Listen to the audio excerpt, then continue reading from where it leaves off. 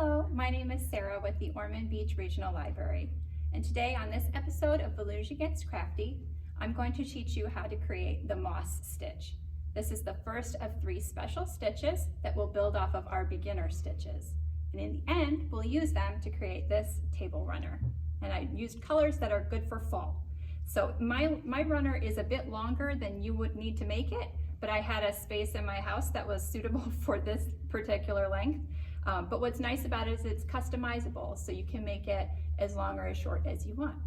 So why don't you grab your yarn and a hook and we'll go get started. Okay, so we're gonna begin with our moss stitch.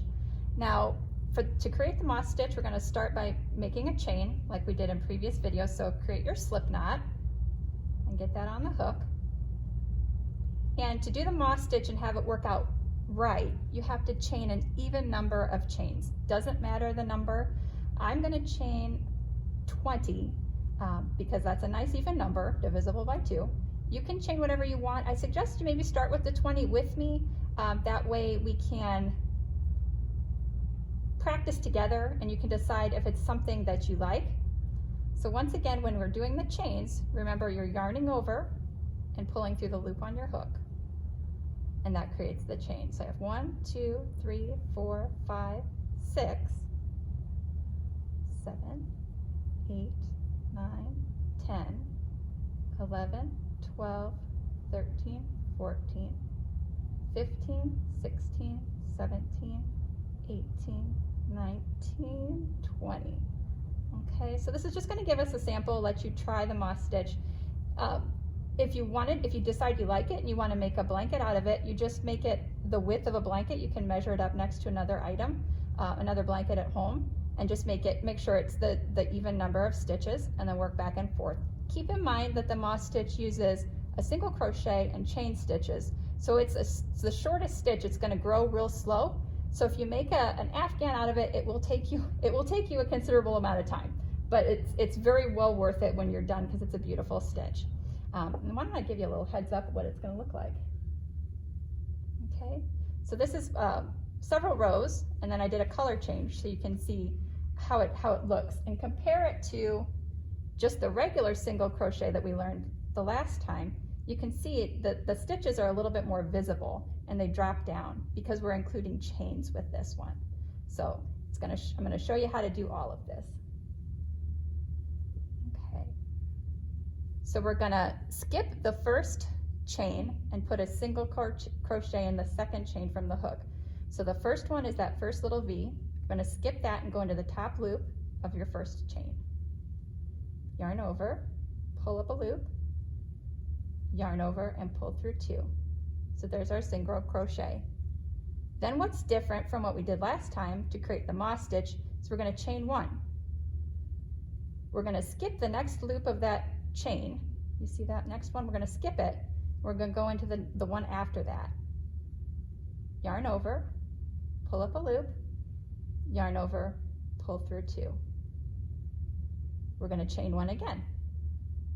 And we're going to skip the next stitch, next top of the loop for the chain, go into the one after that, yarn over, pull up a loop, yarn over and pull through 2 loops. So that's what you're going to do all the way across the chain. Chain 1, skip a chain, and do a single crochet into the next.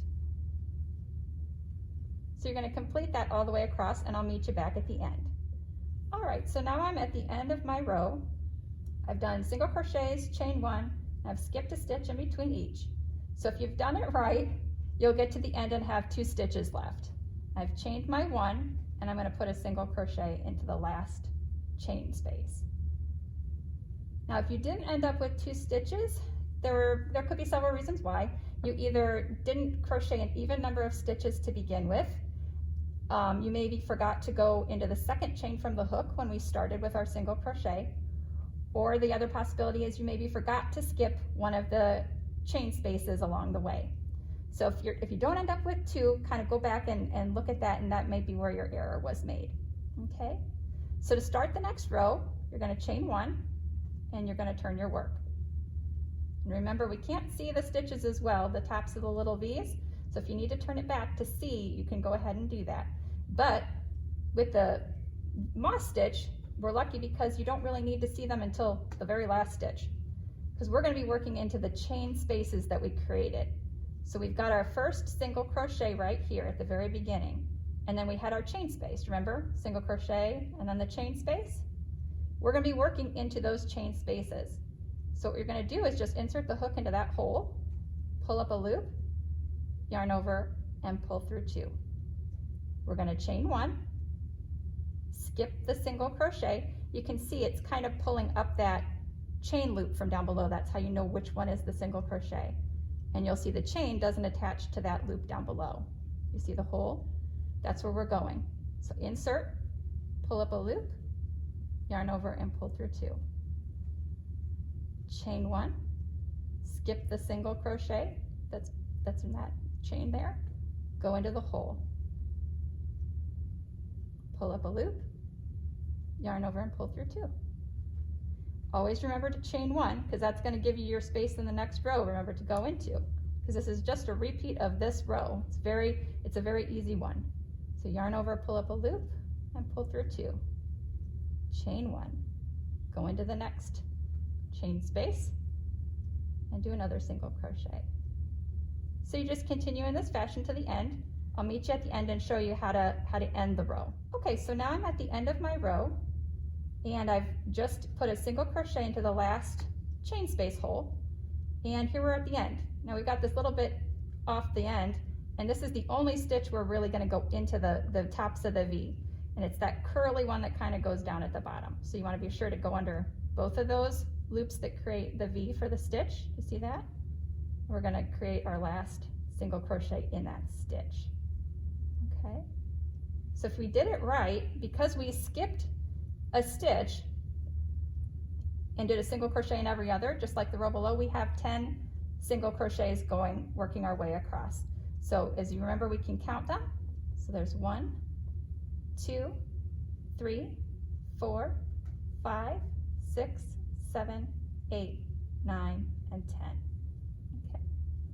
So next what we're going to do is I'll show you how you can change your color, because it's very pretty effect with the moss stitch. So we're going to cut the yarn, leave a little bit of a tail, pull the yarn through and cinch it tight. We'll grab the next color. Because when you change color with the moss stitch, you can really see the patterning effect that's taking place. Now, because it's a quick stitch, you'll have a lot of tails to weave in, so keep that in mind. I'm going to show you another neat way to add a color. It's a little different from when we did the butterfly, so I'm going to show you that. So create a slip stitch and kind of get it set and ready to go. Then pull your hook out of it. Okay. We're going to insert our hook into the top of the stitch from the row that we just completed. So you got the V over top of it. Put your little mini slip knot on top of that and pull it through. Chain 1. You're attached. We're going to turn the work. I'll get you started on the way back, and this will just show you how you can keep going with this if you wanted to make an extended project. So remember, we're going to skip the single crochet. That's the first stitch right there. We're going to go into this chain space where we made the chain. So you're going to insert your hook into the hole and pull up a loop, yarn over, pull through 2. Chain 1. That's what makes it different from just a row of single crochets. This makes it the moss stitch. Skip your single crochet. You can see that it's going into that stitch, and go into the chain space and pull up a loop, pull through 2. Chain 1. So that's it. That's how you do the moss stitch. It's a very easy pattern once you get going with it.